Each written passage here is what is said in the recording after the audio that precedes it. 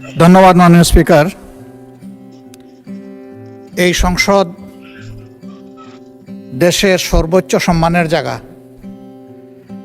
যারা এখানে নির্বাচিত হয়ে এসেছেন,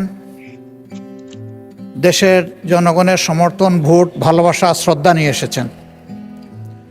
আমরা সকল সদস্যের প্রতি শ্রদ্ধা জানিয়ে বলবো, কোনো সংসদ সদস্য যখন দাঁড়িয়ে কোনো কথা বলবেন, তা নিয়ন্ত্রণ অথবা তাকে এলাও করার একক এখতিয়ার হচ্ছে মাননীয় স্পিকারের।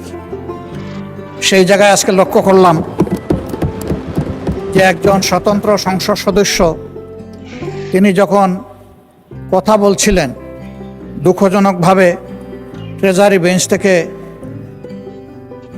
সম্মানিত কিছু সদস্য এমন কিছু অঙ্গভঙ্গি করেছেন যেটা আমার বিবেকে আঘাত লেগেছে। আমি এটা আশা করি না।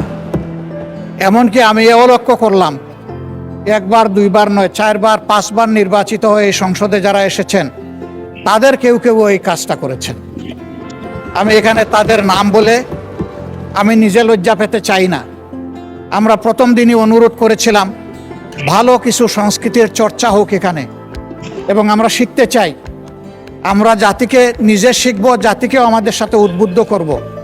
মাননীয় স্পিকার, আজকে 2 বারই লক্ষ্য করলাম যে ট্রেজারি বেঞ্চ যেখানে আপনাকে সবচেয়ে বেশি সহযোগিতা করার কথা, সেখানে আপনি বারবার অনুরোধ করা পক্ষেও তিনারা চালিয়েই যাচ্ছেন। আপনি মাইক দেন নাই, তারপরেও সংসদে কি হচ্ছে আমরা কিছুই বুঝতে পারছি না। আর শেষমেশ যখন মাননীয় সংসদ সদস্য রুমিন ফারহানার বক্তব্য চলছিল, বিষয়টা একেবারেই অগ্রহণযোগ্য যা করা হয়েছে। আমি এটার জন্য দুঃখ প্রকাশ করছি এবং আমি এটার নিন্দা জানাতেও বাধ্য হলাম। ধন্যবাদ মাননীয় স্পিকার।